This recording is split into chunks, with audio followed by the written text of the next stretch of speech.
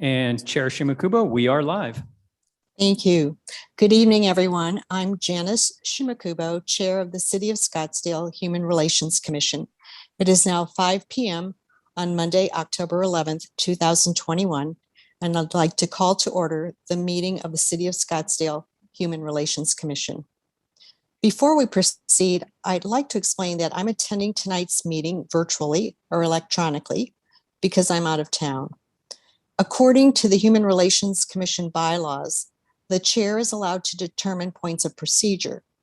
And given that, I formally turn the meeting over to Vice Chair Henchman and respectfully ask her to chair tonight's meeting. So Vice Chair Henchman, thank you very much. Thank you, Chair. And with that, we will proceed with roll call. Chair Shimakubo. Present. Commissioner Day. Here. Commissioner Eneman. Present. Commissioner Mendoza. Present. Commissioner Roden. Present. And Commissioner Shojai. Present. And Vice Chair Henchman is me. I'm present. So we will go ahead and proceed with the land acknowledgement.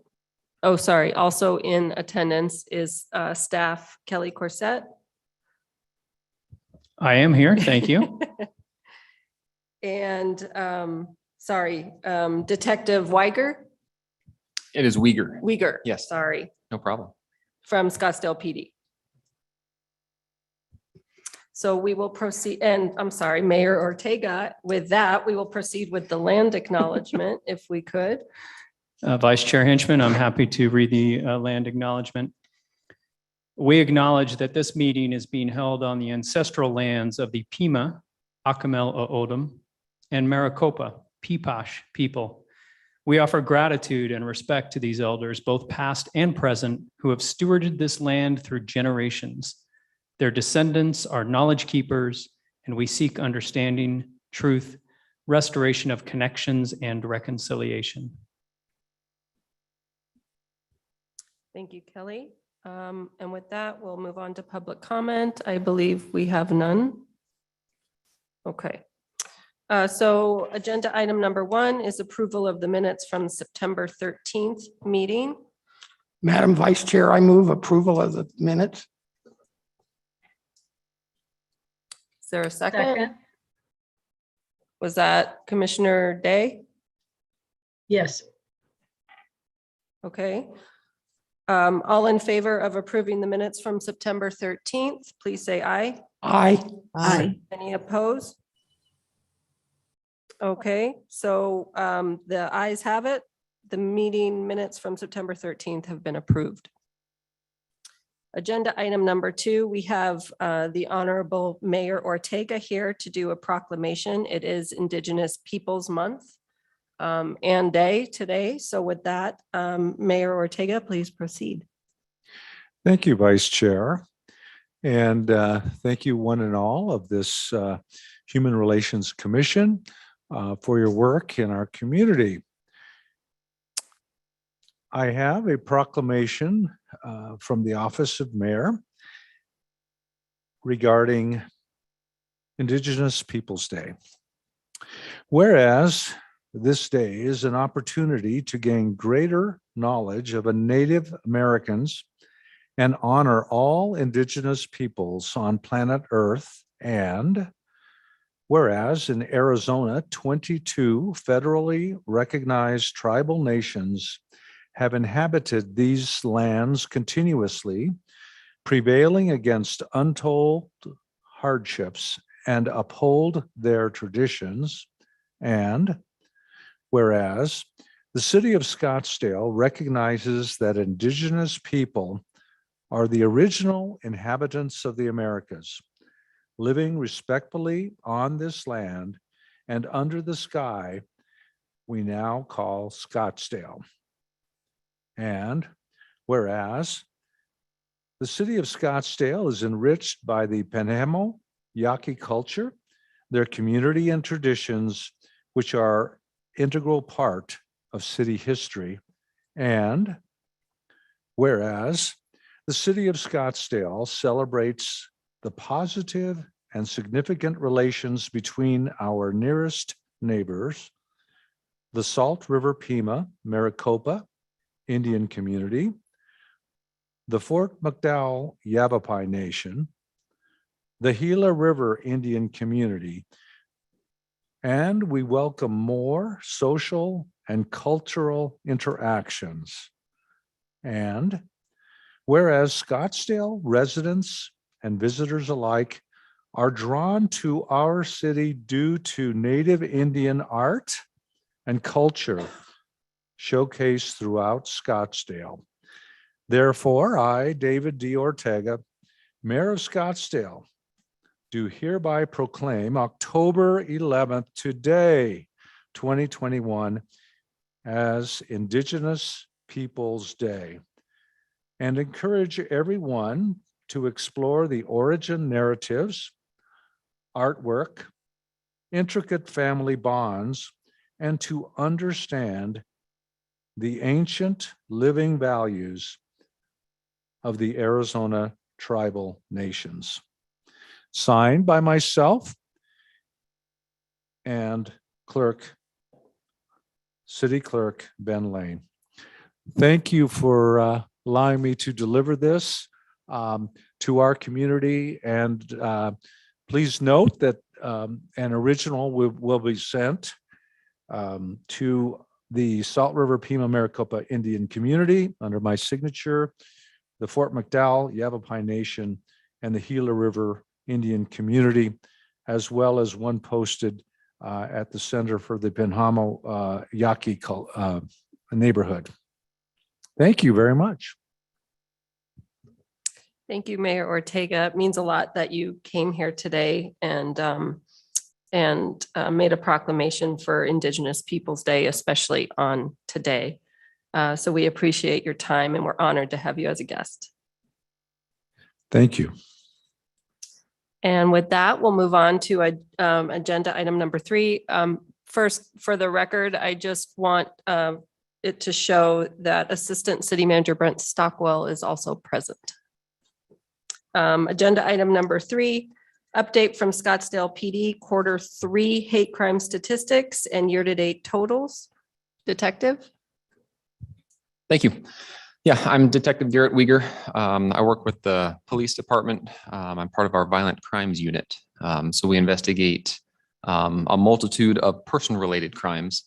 Among those, I am tasked with investigating any crimes that are related or believed to be biased related or hate-based. So with that, I was asked to come here today and talk about the hate crimes for the quarter, for the year. And I am happy to report up to this point, we do not have any hate crimes that meet the official definition at all in 2021. So that's a good thing so far. There are 3 cases that have what we call bias-related incidents. Those, again, they don't meet the definition of being a hate crime or a bias-related crime, but there is a possibility of a bias relation. So that's why they're related as, or named as such. The first one I'll talk about just briefly was in April. There was a criminal damage call down in the south part of Scottsdale. There were 2 black spray painted swastikas that were found on a community wall that was visible from, I believe, 87th Street. An HOA member, I think, reported that to us. We didn't have any leads to go on. We didn't have any suspects identified. There were no video cameras in the area that we could have any kind of follow-up related to it. So simply the fact that a wall was spray painted with swastikas with no further follow-up, it didn't give us enough to, like I said, classify that as a hate crime. But because of the symbol, we do classify it as bias related. The second one, actually the second and third one that I'll talk about, both happened in June. One of them was a theft of a religious item. So in our downtown area, there are 2 store owners that have a little bit of an ongoing feud back and forth. One morning, one of the shop owners came and they found that their mezuzah that was mounted on their front door of their business was stolen. So that business owner believed, due to this ongoing feud, that their neighboring business owner may have done that. That neighboring business owner denied doing so. And again, there were no video cameras, nothing for us to follow up with. Therefore, that investigation is listed as inactive, which simply means that we've exhausted all of our resources at this point. We don't have any further leads to follow up with. But simply the fact that it was a religious item that was taken, that's why it's classified as bias related. But again, it doesn't quite meet the definition of a hate crime. The third one that I'll talk about happened in North Scottsdale at a business up there.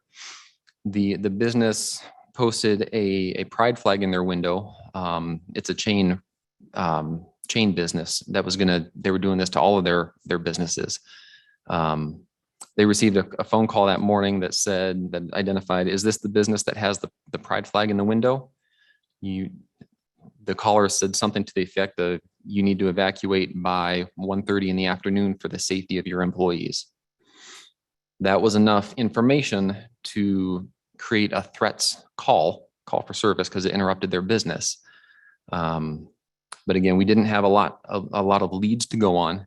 And simply the fact that the caller identified the business as a business with a pride flag in the window, again, it doesn't quite meet the definition of a hate crime, but because of the verbiage that he used, it's likely bias related is the way that we define it. So like I said, those were the only three crimes this year that have occurred that have a bias relation. Again, they don't meet the full definition of a hate crime. So with that, I will happily take any questions from any members that are here or electronically. Vice Chair Henchman, you have a hand raised from Commissioner Roden. Go Hi, ahead, thanks so Commissioner. much. The only well, I guess I have two questions. One, for the record, and we all, as commissioners, know what the definition is, but could you state again what the definition is for a hate crime in the city of Scottsdale?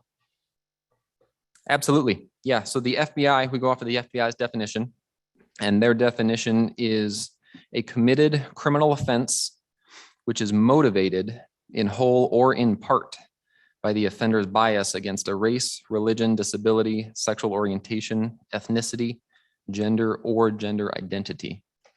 So there's kind of two prongs to that definition. First off, there has to be a criminal offense that's committed, as defined by, we usually go by state statutes. And that criminal offense has to be motivated either in whole or in part by their bias of those listed items. Thank you. And the motivation part is the hard part to prove, I assume, right? Agreed. The other question I have is in between our anti-discrimination ordinance and the legal term that you just defined as articulated by the FBI, where do these three incidences lie? Somewhere between an infraction of our anti-discrimination ordinance, no penalty whatsoever, or, I mean, I know it doesn't reach the level of hate crime. So I guess what I'm trying to say is the level of a hate crime is extremely difficult to get to. But yet, some people, I mean, one instance where the pride flag was, you had employees and other people potentially in danger, and then you had, visible symbols either removed or written on a wall that, potentially harmed people in terms of how they felt about, seeing those symbols either there or not there. So are there other incidences that don't get reported, or that, like, how do we know what a more authentic number is, I guess is what I'm trying to get at. I'm sorry for rambling. No, that's all right. Like I said, in order to prove these, and I'll be clear about this part of it, is A crime is committed, we as a police department investigate crimes. Like I said, we usually go by our state statute. We also have city and federal codes that we can use as well. And if a crime is committed, obviously we will investigate and take enforcement action when it's warranted. That happens obviously whether there's a hate crime motivation or not. If a crime is classified as a hate crime by definition, that doesn't change what we do as a police department. That only affects the blanking on the term, punishment for the offender down the road. So it doesn't change the court process or proceedings. You know, if somebody is arrested for criminal damage and I can prove that these swastikas were painted due to a bias motivation that this person had, then, like I said, the criminal court case would proceed as normal, and then the sentence enhancement part is where the hate crime part of it comes into play. So that's the word I was looking for. It's a sentence enhancer. Does that answer some of your question? It does, and I guess the other part is where does the anti-discrimination ordinance fit into all of what you just mentioned, which I appreciate. Thank you. Of course. To be honest with you, I'm not very familiar with that anti-discrimination ordinance. Like I said, from a police department, we usually go by state statute. But if that's something new that the police department is being charged with enforcing, like I said, that's something that I'll have to look into. And Vice Chair Henchman, if I may, the anti-discrimination ordinance would be, there's a specific process through which a member of the public would make a complaint in writing to the city clerk if they believe they've been discriminated against based upon their same classifications as you had mentioned before. I'm sorry, I don't know the complete definition offhand, so I won't attempt. But that doesn't contemplate if a crime had occurred. So obviously, if a crime has occurred, that's a separate process than what someone may lodge a complaint for related to our anti-discrimination ordinance. And thankfully, Assistant City Manager Stockwell is here, who has far more expertise on that topic and is taking the mic. Yeah, Chair, Vice Chair, members of the commission, Commissioner Roden. So remember, on the anti-discrimination ordinance, that's about discrimination, harassment, or retaliation. And so you really have to be in a position of authority or in providing service over someone else. That's a different situation than what we're talking about here, which is criminal activity. So remember, the main categories are, employment, public accommodation, housing. So those are all areas that that weren't otherwise covered by criminal activity. So and even as the detective was saying, I mean, a case has got to be made that criminal activity had occurred, and then the fact that there was a hate crime motivation in there would be taken into consideration at sentencing. Thank you. And Vice Chair Henchman, you have hands raised from Chair Shimikubo and Commissioner Mendoza. Go ahead, Chair. Thank you. This is Janice Shimikubo. Detective Wieger, thank you for your report. And I have a question just in general. Going forward, is the police department then making bias-related crimes an actual category?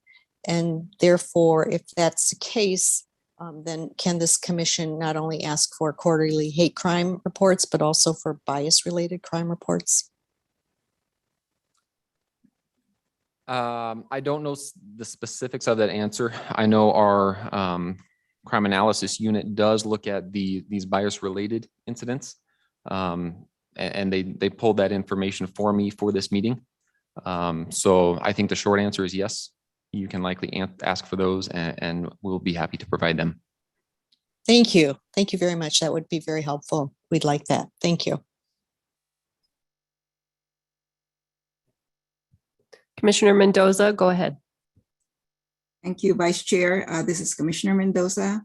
I just have a question regarding the third bias-related incident, which was the caller calling about the business having a pride flag and then threatening or asking them to evacuate for their own safety. Does that not become a threat of violence, since it's an actual, they're actually asking the business or the people to actually do something to prevent any harm that's coming to them. So for me, that constitute kind of a threat of violence against these people's safety. So does that not warrant further investigation? And can you not trace that caller or where that call came from? And then my second question is related to staff, in the sense that if PD cannot do anything about these because it does not actually result in actual violence, then can we consider that for the non-discrimination ordinance as something that, if we can find more information to give warnings or however we want to notify those people to stop doing what they're doing? Thank you. So this is Detective Wieger. To answer your first question, the way that I read this case is, like I said, it was an unknown caller, a male caller that called in. Starbucks itself does not have caller ID on their phones. My understanding is what this crime was, this incident was handled by our intelligence unit. So I don't know all of the ins and outs of it. That being said, yes, there are typically things that we can do. The way that I read the verbiage of the actual threat, it was almost too vague to prosecute. Simply somebody saying you need to evacuate employees for their safety at a certain time. Again, it's a vague threat, and in order to charge a threat's crime, the courts look at the specificity of the threat, or specificity of the threat. So like I said, when I just looked at it this afternoon, the verbiage didn't warrant, I'll say, further charging. But again, I did not handle this crime itself. Did I answer the first part of that question enough? Yes, you did. I was just wondering if Starbucks actually evacuated, so it caused a disruption to their business. I think they, at their own choosing, I believe they chose to close down for the afternoon. Okay, thank you. And if I could, thank you, Commissioner Mendoza. I think when we hear all these incidences, just because we are commissioners on this commission, we feel like we need to jump into action and try to fix all of this. And I just want to remind that our job is to advise City Council and promote diversity and inclusion among our city. I think we have to walk a fine line between taking on some cases or getting involved, even though I know that the majority of us want to spring into action with our capes on and our masks, of course. But we really have to separate that and work together with Scottsdale PD. I don't know that we should want to take up certain issues that they have, are unable to close, I guess, or follow up because there's just no other lead at that point. So I just wanted to make that point to remember what our mission is. And again, I think we need to continue with our education of our citizens, our residents, and try to deal with it that way. If chair or staff have any other ways we can step in and help on something like that, because I know it's frustrating that this is happening. But feel free to jump in there anytime. Oh, thank you. Sorry, Vice Chair.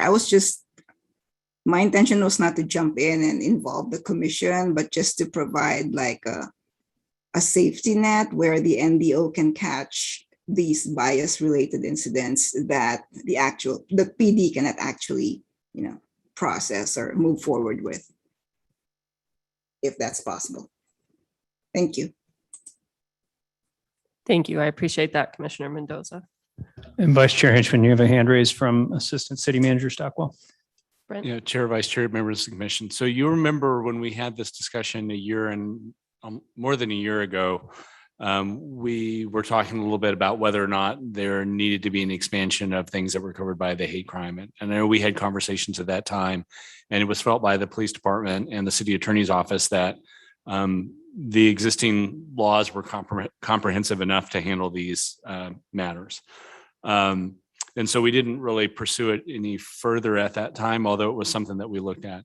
I will say that there is a lot of informal work done by the city manager's office and the Office of Diversity and Inclusion when we're aware of situations that don't rise to the level of something that would either be covered by the anti-discrimination ordinance or would be covered would be investigated by the police department.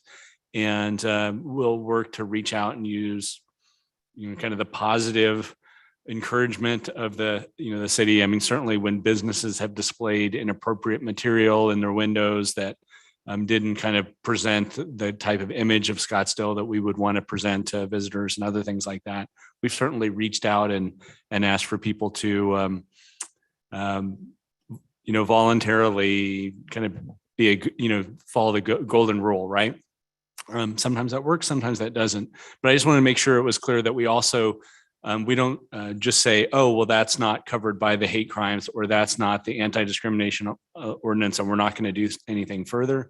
We look at it and we try to figure out, what we can do to try and encourage better understanding of people and understand how the things that people do have an impact. So thank you. Thanks, Brent. And I would ask, in relation to that, when you are figuring out how to help, to know that this commission will help as well and brainstorm and see how we can come up with solutions when that happens as well. So, thank you. Any other hands or discussions? Okay. Thank you very much, Detective. We really appreciate it. Thank you for having me. And we will, I think you guys are kind of on our agenda, so we will see you next time, possibly. Thanks again. We're going to move on to agenda item number 4, presentation, discussion, and possible recommendations regarding the commission's strategic plan and 2021 activities and updates. So we'll start with the town hall sessions, which is Commissioners Roden and Sojai. Thank you, Madam Vice Chair and members of the committee. Long and short of it is, our update is that we are looking to try and piggyback off of the January celebrations surrounding Martin Luther King's birthday, both in the city and with some of potentially other nonprofits that are in the city around the time of that commemoration. And we believe that waiting until that time would be best for all of us in terms of being able to plan it in a way that we would like to do it appropriately. And also because we might know a little bit more health data by then and could potentially have this be our first town hall that would be in a face-to-face setting, potentially where you are sitting right now, where the commission holds their meetings. We're also we've narrowed down our ideas into 3 choices, and would love to, have a conversation about that potentially now or at a later date. But just wanted to inform the commission that we're trying to do our due diligence, not just to increase attendance, but also to increase awareness, especially in light of our just, the conversation we just had, as well as other incidences that are taking place both in the city and elsewhere. Did I miss anything, Commissioner? I think you got it all. I am curious to see if anyone has any opinions around that idea, though. Thank you. I'm sorry I didn't open for questions.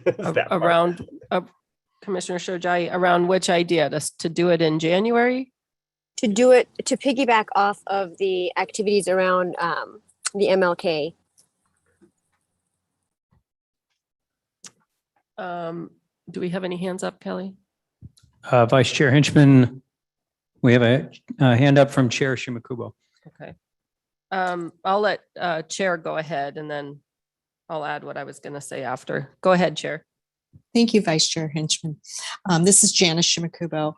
I agree with keeping the date or moving it to January. I know originally we thought we could still do it in 2021, but we do know that it takes a lot of effort and a lot of work to produce a town hall. So I think moving it to January is ideal, and keeping it around the MLK holiday, I think, is an excellent time to do it. Thank you. Thank you, Chair. And I agree that it would be better to wait until January. Just make sure that, because I know we have a lot of city celebrations during that month for MLK. So I'm sure both commissioners and staff will get together on that and try to find opening. But I agree postponing as well. Thank you. Anybody else? Brent? Well, Chair, Vice Chair, members of the commission, I just wanted to remind you that another one of my roles is being a board member for Community Celebrating Diversity that puts together the Scottsdale Celebrates Martin Luther King Jr. event.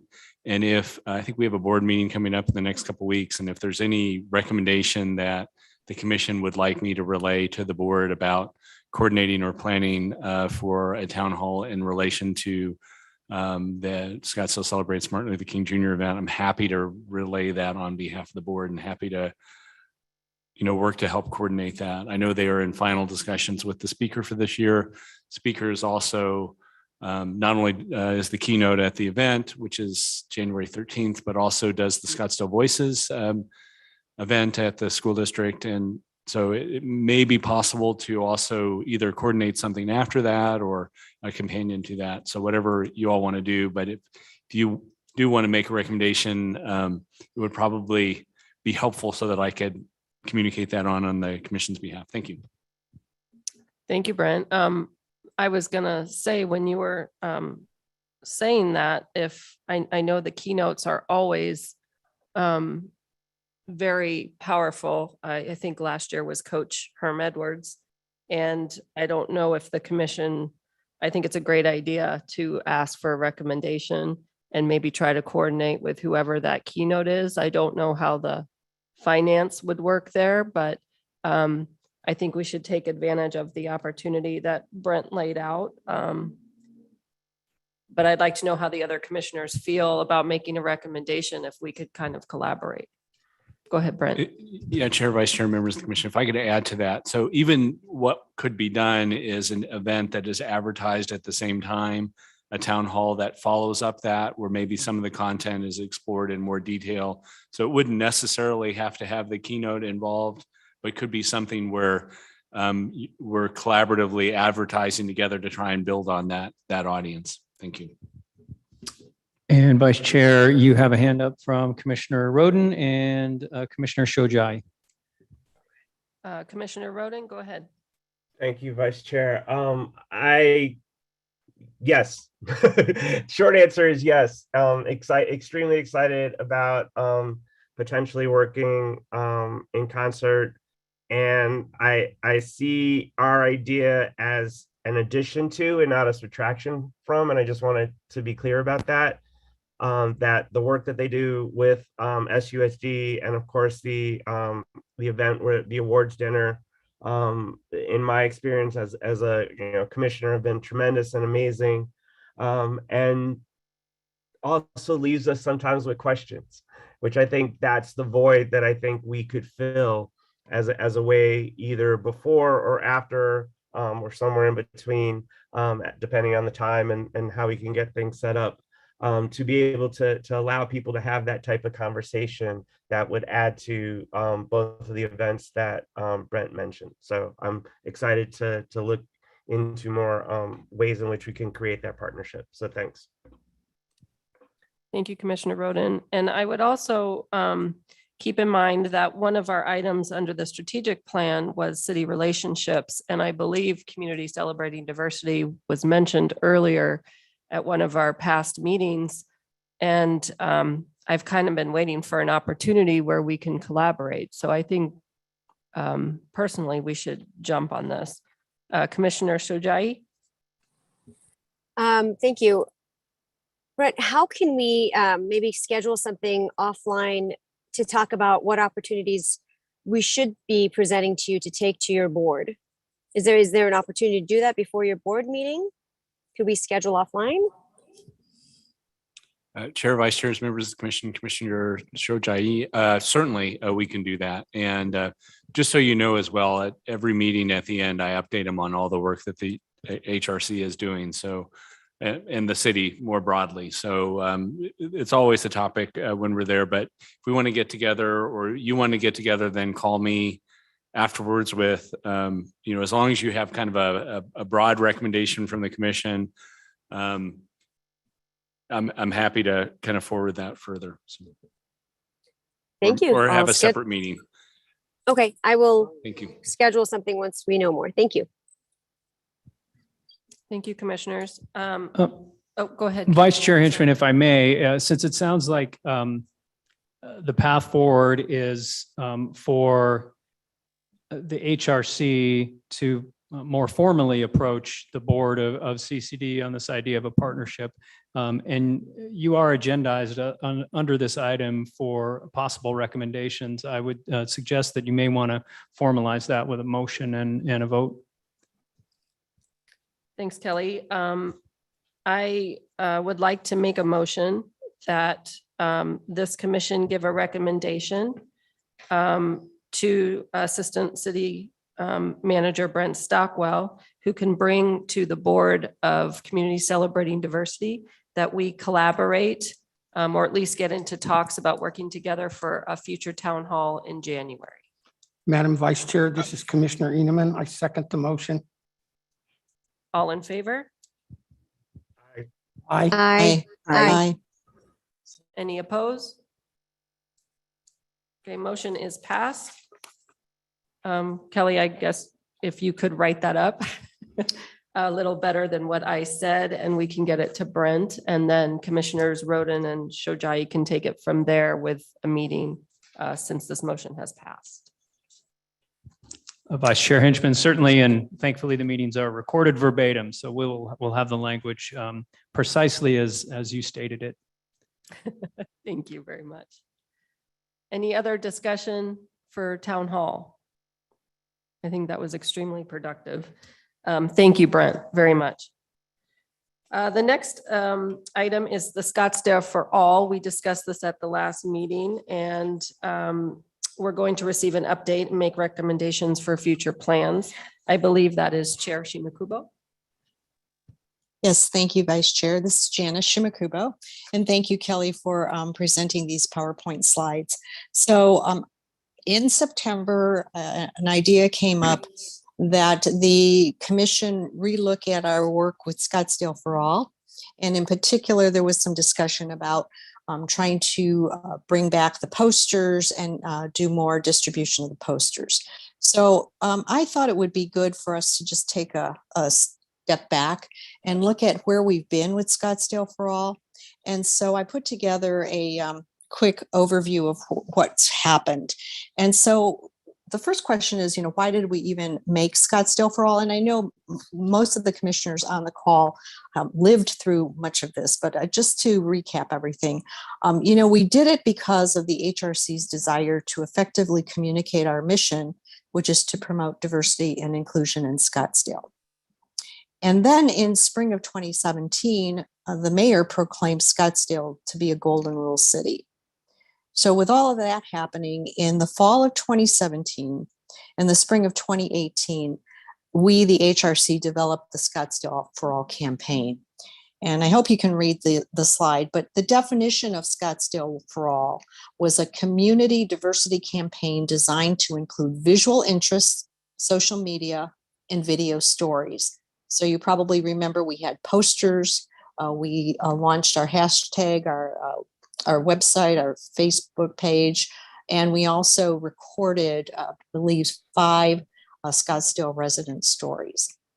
And the purpose of Scottsdale For All was to showcase the rich diversity that exists in Scottsdale, to send a clear message to the community and visitors that Scottsdale welcomes all, to share our unique personal stories and perspectives, and then to share the golden rule fundamental values of kindness, empathy, respect, and civility. Next slide, please. So background, what happened and what did we do? So again, 2017 was our time to develop the creative, and we came up with the actual name, Scottsdale For All. We also had a professional photographer involved who did the work pro bono and developed all the visuals. So in 2018, we created the posters, and then we worked with the city communications office to film the Scottsdale stories. And the implementation, there was a lot of work that we did, as you probably remember.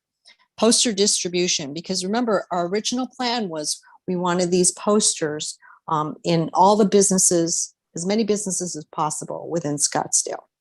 So at that time, the chair and the vice chair hand delivered posters in the Old Town businesses. So that was in July of 2018. It was 2 mornings, 9:30 to noon, because it was really, really hot. And so that was like 12 people hours. And I tell you all this because I want to give you sort of a scope of how that distribution went. So with the 12 people hours, I believe we distributed slightly under 200 posters. So it was a great trial, and that's why we did it, to get out there to talk to shop owners in Old Town, to really get, a sense of what was the feeling about the posters and how willing were the businesses to put them up. So at that point, after we did that trial of the Old Town businesses, we gave the posters to all the commissioners and asked everyone to hand deliver those posters within their neighborhoods, because again, we wanted the posters out there. So wherever we would go for dry cleaning, coffee, whatever in our neighborhoods, to put the posters up. We launched our social media.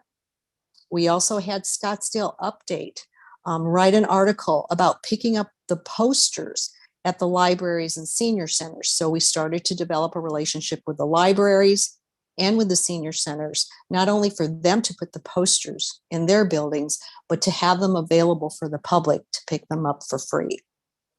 And then the Office of Diversity and Inclusion brought posters to all the community events. And as it turns out, people were not necessarily wanting the posters because some of them were just too big and wouldn't quite fit. But we also then decided to do postcards. So we gave away postcards. And then some city offices distributed and put up the posters. So the libraries, as I said, the community centers, and the fire department. The image distribution, we worked with Experience Scottsdale, who was really very generous in putting our poster images in their visitor guides in 2019, 2020, and 2021. And then we also had the Scottsdale For All poster at the Scottsdale Stadium, San Francisco Giants, in 2019. And we also were featured in Arizona Republic and Scottsdale Independent articles. And the next slide, please. So the other areas we explored was working with other city departments. So a meeting was held with the Scottsdale Unified School District to determine whether they would be willing and able to distribute the posters. We also wanted to approach and started to approach the Chamber of Commerce, as well as places of worship within Scottsdale. Again, all with the eye towards distributing the posters. We did explore paid advertising. So we looked into Barrett Jackson, the Arabian Horse Show, and other local publications, but quickly realized that the Office of Diversity did not have the dollars to actually pay for advertising. And the other ideas we explored were yard signs, as well as the Camelback Road banner to see if we could have a Scottsdale For All banner put up there. So the bottom line to all of this is that a lot of work was done. But what we determined is that the poster distribution is very time intensive and or costly if they're mailed, and difficult to track, because within all of this too, because we realized, people were not necessarily going to pick up the posters, et cetera, we thought about mailing them. But again, the cost of postage would have just been too much for the budget. And so, and it's difficult to track. So even if people pick up posters, do they really put them up and do they really display them? So the next slide, please. So where are we now? So right now, currently we have posters and postcards at community events. So whenever we have a City of Scottsdale table, we've put out the posters and cards. We do offer the posters and postcards upon request. The Experience Scottsdale will include our Scottsdale For All visual in the digital visitors guide for 2022. And our social media campaign continues. And so the opportunities that we see going forward happen to be, the first one is our other initiative, right, is city relationships. So how can we work with groups like the Center for the Arts or SPD, as the Scottsdale Unified School District, even the Human Services Commission and Department, Parks and Rec, and the library has a vehicle that goes around town. Could we put Scottsdale For All on there? We also have opportunities to work with community partners who are based in Scottsdale to distribute posters and other Scottsdale organizations. So tonight's discussion, I believe what we wanted to do was say, okay, what else or what does this commission wish to do, if anything, to try to get posters distributed? And knowing what we've done in the past, is there anything new that we'd like to discuss? So the next slide, but this is just me, right? The next slide is next steps. So what my request would be is, if we do tonight brainstorm and come up with recommendations, that we also assign commissioners to be responsible for the next steps, because again, it's very time intensive. And so if we come up with some ideas, we'll need to put some people power behind it. So thank you, Vice Chair. And I'd like to Thank you, open up Chair. the question if there's any ideas or comments. Thank you. Thank you, Chair. There is a hand up from Commissioner Day. Go ahead. Hi, this is Commissioner Day. I wonder what happened with the banner that you talked about. Did that happen, or was it just an idea? Commissioner Day, this is Janice Shimakubo. It was an idea that was explored. And it turned out that the cost of the banner was quite expensive just to produce it. And that real estate on Camelback Road is very, very valuable. And so it was very difficult. And you had to sort of queue up and be in line to be selected to be a poster on that Camelback Road. So we never got it. No. I don't know what else to call them other than banners, and they're not banners, but they're on. Sometimes you go down the road and you see them on the poles. Yes. Of something an event that's going on. And again, that was part of the process in order to get the real estate, so to speak. It had to be approved well in advance. So I think at this point, if we want to do it, we need to ask staff to go back and investigate the availability. Okay, thank you. You're welcome. Okay, Commissioner Mendoza, go ahead. Thank you, Vice Chair. This is Commissioner Mendoza. I just wanted to say that, first of all, I suggest that we refresh the campaign. I think that the posters where you have static people just standing for a photo shoot, even if it reflects the diversity of Scottsdale, it's not really that attractive. Maybe we would like to consider showing Scottsdale culture in action or anything unique to Scottsdale that would attract or interest or tell the actual story of Scottsdale in pictures on those posters. And also, I think that the most accessible venue or vehicle for us at this time would be either the Scottsdale channel or social media. And we should at least do something like infomercials or social media posts that would remind people of the campaign. I know that takes work as well, but I think that is the most accessible vehicle for us at this point for revisiting or re-energizing or revitalizing the Scottsdale For All campaign. And I'm still going to think of something else. Thank you. Thank you, Commissioner Mendoza.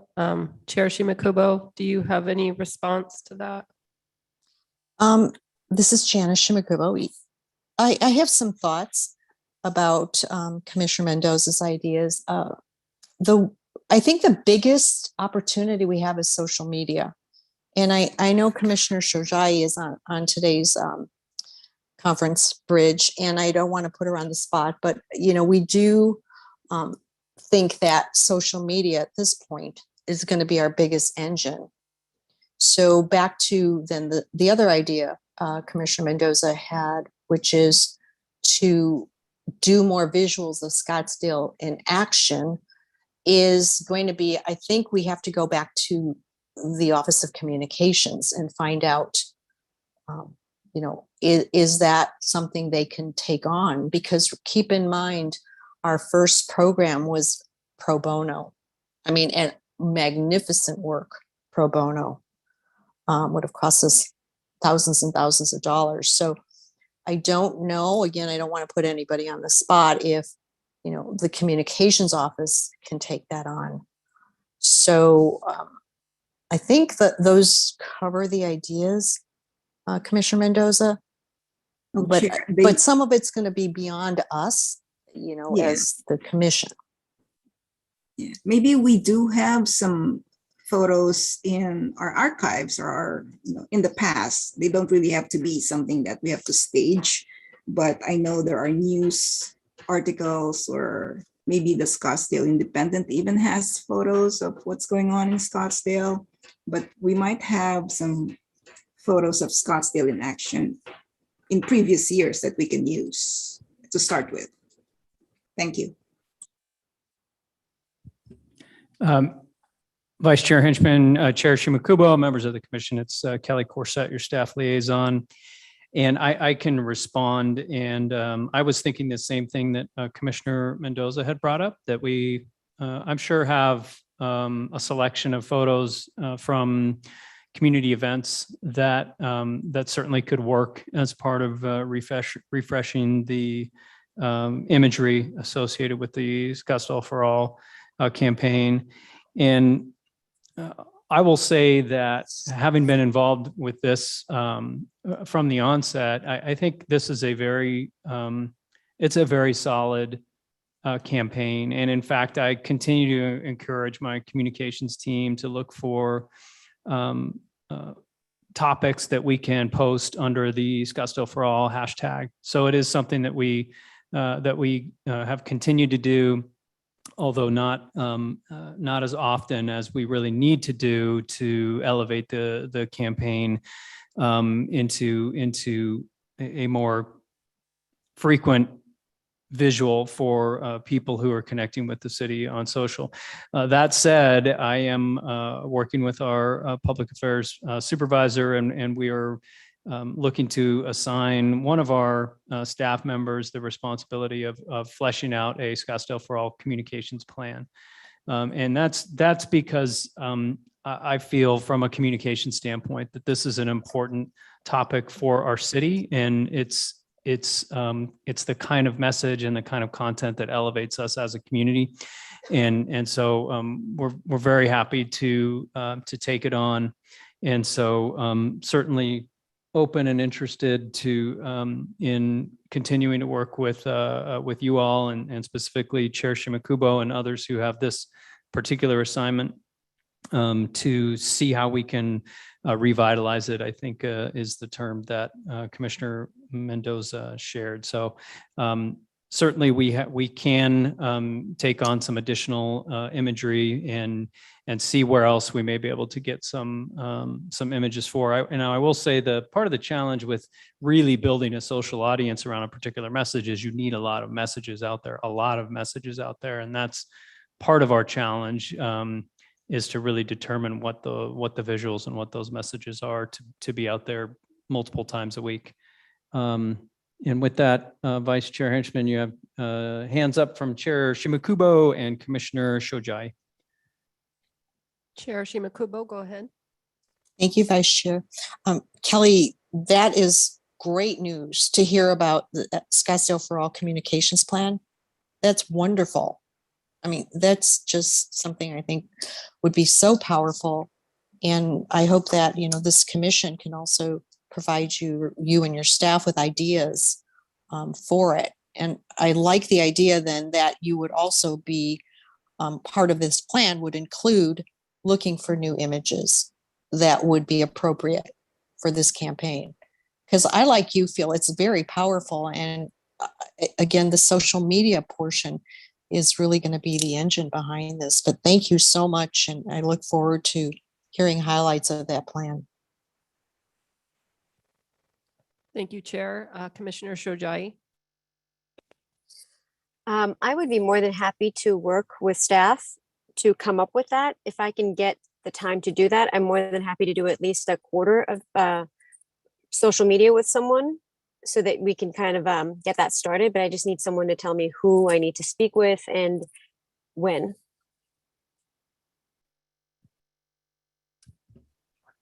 That's all. Commissioner Shojai, this is Kelly Corset, and I'd be happy to have that conversation with you. And as we work determining which specific members of our communications team are going to have the lead on it, but certainly you and I can touch base as a starter, and then have a more detailed conversation as soon as we can get it scheduled.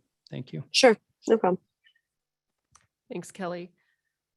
So what I would say, going off of Chair Shimakubo's slide here for next steps, is maybe ask commissioners who want to bring to the next month's meeting some kind of a plan or arrangement. Commissioner Shojai, we have you already on social media, so we're good with that. If you could bring something next month, or if you can't, it could be, the following. But is there other commissioners that want to help out with the revitalization of Scottsdale For All?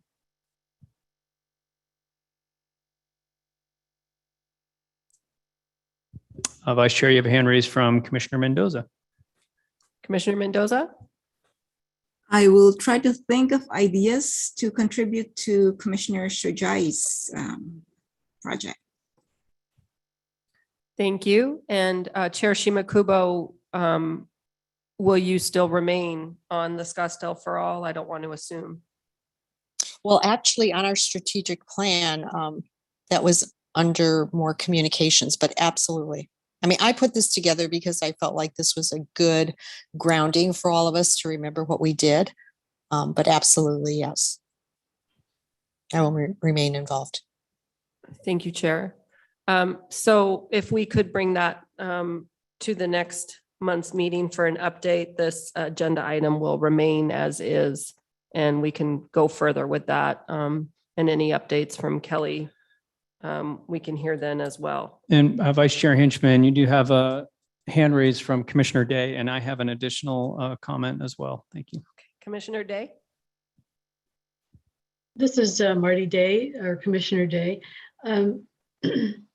Could you possibly send the PowerPoint to the commissioners that's the last page is on our screen now? Commissioner Day, Chair Shimakubo, members of the commission, yes, staff can handle sending that to you so that you can all see that update. Thank you. And then Vice Chair Henchman, members of the commission, I meant to include this when I had the mic earlier, but we as staff are planning the city's participation, and I'll give you a little more on this later in the agenda in the Phoenix Pride Parade on Saturday, November 6th. But we have decided that our Pride T-shirts, in the past, you may have seen them. They have a heart with the rainbow design in it, and it said Scottsdale.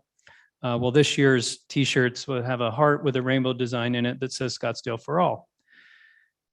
And we are also going to create a banner that we need to mark the head of our contingent in the parade that we carry. And that banner will also have the Scottsdale For All heart on it. And we are designing it in such a way that we can use it for multiple purposes. Because as Chair Shimakubo indicated, vinyl banners are not inexpensive. So we want to get the most out of that. So that's just something I wanted to share with you all so you understand that these are other ways that we want to continue to get the Scottsdale For All message out there. And we hope by creating those, we'll come up with other ways. I think we're also going to create some Scottsdale For All stickers because people like stickers. And so that we will have those to hand out at the parade and at other events. Thank you. Thank you, Kelly. Any further discussion for Scottsdale For All? I see a hand up from Commissioner Day, but looks like that was left over and that's down, and I don't see any other hands. Okay, so we will move on then to enhance commissioner involvement. And what I would recommend here, and Jim, Commissioner Eneman, you can jump into if you have anything, because this was our little area of expertise. All these things that Kelly is going to go over in the future events that promote diversity and inclusion. I would, Chair and I would like to see commissioner involvement present at some of those, not all of them if you can't make them, but I know, for example, Commissioner Day went to the One Community Luncheon, and I think it's important that the commission know this. So if you are going to attend, or if you've responded to Kelly that you want to be a part of that, please, I would recommend let the chair or myself know, so that we can kind of acknowledge that you are participating. I think we need as many commissioners involved as possible, and we can split it up among us. So my recommendation again would be to let us know if you are going to be attending. And if anybody else was at One Community, I apologize. I didn't know. I just knew Commissioner Day went. So anybody else have any comments on that?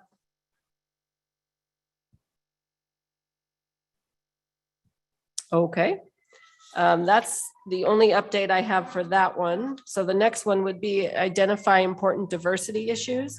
And this is where we get an update on the focus group plans and make recommendations on next steps. And that, I believe, is Commissioner Mendoza and Commissioner Day and staff. This is Commissioner Mendoza. Thank you, Vice Chair. We have made a decision on who to partner with for the focus group project, and we have selected Mike O'Neill and company to help us with that. First, because we believe he has a lot of expertise in the methodology that we are going to use, which is the focus group. And he has also that expertise to be able to help us develop the right questions and the right kind of methodology as far as the focus group is concerned to do that, as well as also help us to explain the results of that project to council should we need to do that. So I think staff is creating a contract for him. And then after that, we are going to be meeting with him to discuss the details of the project. And staff, if you, Brent or Kelly, if you have anything else to add, or Marty, please feel free to do so. Thank you. Thank you, Commissioner Mendoza. I think everybody is good with that. I appreciate the update. Anybody have any questions? Okay, so we're going to move on to city relationships, receive an update on meetings involving city departments and next steps. I believe this is Chair Shimakubo. Yes, thank you, Vice Chair. So real quickly, the goal of this initiative is to collaborate with other Scottsdale city departments to promote diversity and inclusion. And so as we talked about in the Scottsdale For All overview, we've had many meetings in the past with different departments, but I think the key is to keep those relationships going and to keep the meetings going on. And so to that end, we hope to have some meetings with Scottsdale Unified School District as well as the library in the next coming couple of months, excuse me. And then after the first of the year, I think we want to reach out to the Human Services Commission Department and Parks and Rec. But more closer to home, on October 15th, this coming Friday, Commissioner Roden and I will be meeting with the CEO of Scottsdale Center for the Arts and staff to talk about ideas on how they can help promote diversity and inclusion within the museum as well as the performing arts. And they already are very, very focused on DE&I. And so I think they're just going to be a great collaboration partner for the HRC. So we'll come back next month with an update on that meeting. And that's all I have. Thank you. Thank you, Chair. Okay, so with that, we're going to move on to agenda item number 5, updates, discussion, and possible recommendation regarding recent and upcoming diversity and inclusion related activities and incidents impacting the city of Scottsdale. Kelly? Vice Chair Henchman, members of the commission, thank you. I can lead you through this item. First of all, updates on the staff hiring plan for the diversity program director. I'll share with you that I think I previously had mentioned we had 71 people apply for the diversity director position. 22 of those met the minimum qualifications and were moved forward to staff review. So myself and a member of the city manager's office have reviewed all 22 applicants and are meeting on Wednesday to compare our notes and determine how we will move forward the process, how many of those folks that we think we want to bring in or at least connect with for some kind of an interview. So the process is moving forward. I'll tell you, we have some very strong, very interesting candidates in that mix, and hope to be scheduling interviews with people within the next week or so to at least begin the interview schedule process. So it is moving forward, and I'm certainly encouraged after reviewing the applications of the individuals who applied for that. And that's the update on the staff hiring plan. Next is upcoming diversity events. We are preparing to close out Hispanic Heritage Month on Friday, which of course spans from mid-September to mid-October. And the staff diversity advisory committee is leading a book discussion among staff that's occurring this week. And we look forward to having some conversations with our staff members on the topic. We also had a Hispanic Heritage bike ride that one of our staff members set up. That was an event for staff. And unfortunately, we just couldn't get it together in time to get enough staff to participate. But we love the idea. And so we are looking toward next year and considering how we could make that a public facing event, because the staff member in our transportation department who proposed that did an excellent job. And there is actually a very, it could be a great community activity. So we've got it on our list of things to consider for next year. Next on, of course, on the screen there is, of course, today is Indigenous Peoples Day, and it was nice to have Mayor Ortega with us to read that proclamation. Below that on your screen, I didn't make it on to the list that's on your agenda, but in researching other events that are occurring in the community, and speaking of our wonderful partners at Scottsdale Arts, I came across an event, a virtual event that occurs this Friday that is called "And It's Built on the Sacred," a virtual discussion. That is a pay what you like event being hosted by Scottsdale Arts, through which artist Jacob Medders, sorry, I should probably put my glasses on if I'm going to read something on paper. Jacob Medders, who's Mekopta Maidu. He will lead a discussion with David Martinez from the Acamel O'odham and Alexander Soto from the Ta'ano O'odham surrounding Mr. Medders' exhibition, and it's built on the sacred, through which he addresses how Indigenous peoples view sacred land and how the commodification of Euro-American religion has historically leaned to the mistreatment of Indigenous belief systems. That's an event that Scottsdale Arts put together, and of course, certainly poignant along with Indigenous Peoples Day and Indigenous Peoples Month. And that is can be found at the Scottsdale Arts event calendar.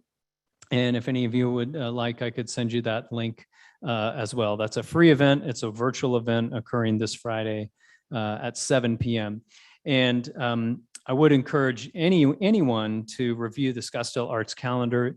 It is full of wonderful cultural performances, events, discussions, and really compliment Scottsdale Arts and their staff for putting together a really robust calendar featuring any sort of culture that you may want to enjoy or learn more about. Next on this list, Phoenix Indian Center Silver and Turquoise Ball. I believe many of you have been contacted already. The city is sponsoring a table at that, and we were going to be attending that luncheon as part of the Phoenix Indian Center event.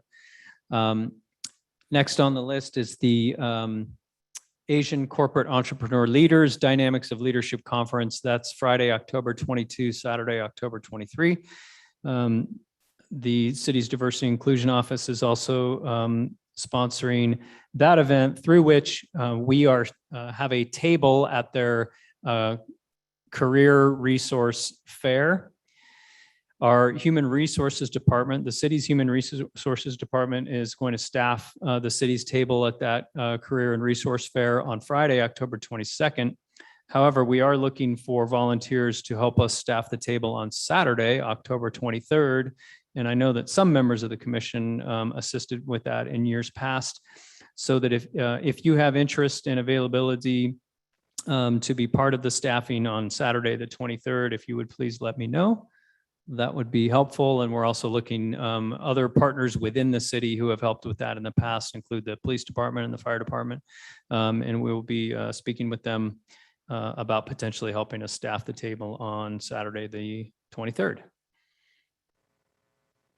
I mentioned previously the Phoenix Pride Parade is Saturday. November 6th. The city of Scottsdale will have a contingent there. Our library vans will be part of the rolling stock, but we also hope to have a large number of folks marching on foot, and have today started to put out the word. I know that this commission received the information from Amy Herring in our office, and that same invite was sent to other city boards and commissions. And then we'll also be working to invite all of our staff members to participate as well. So we hope to have a full contingent for the Phoenix Pride Parade on Saturday, November 6th. And with that, Chair and Vice Chair, that concludes my report on this item. And I don't see any other hands raised. Okay, thanks, Kelly, very much. So if there's no further discussion. I misspoke. There's a hand up from Chair Shimakubo. That's what I thought. Thank- Chair, go Thank ahead. you. Thank you. Kelly, quick question. I thought in the past there was an Asian festival in November that we participated in. Is that not happening this year? Thank I you, couldn't Chair find anything either. Thank you, Chair Shimakubo, members of the commission. That's how I discovered the Scottsdale Arts lecture on Friday, because I was looking to see if the Asian festival had been scheduled at our facility, which it has been in the past. And then I also looked on the Arizona Asian Association website and Facebook page, and I just don't see anything related to that, but it looks as though Assistant City Manager Stockwell might have an update. Well, that would be my understanding as well, but it does remind me that I did double check today, and the Scottsdale Dia de los Muertos event will be held at the Old Adobe Mission, I think October 30th through November 3rd or 4th. They're still finalizing all the details on that, but they are advertising that on their website as well. Thank you. Thank you, Assistant City Manager Stockwell. So yes, Chair Shimakubo, I have not seen anything in the past. The Asian American Festival did occur in, I think, mid-November. And so I suppose it's possible they just haven't put the word out yet, but of course it's rapidly approaching mid-November. So far I have not seen anything on that, and appreciate Mr. Stockwell bringing up the Dia de los Muertos event, which is always a nice one that occurs in Old Town. Thank you both.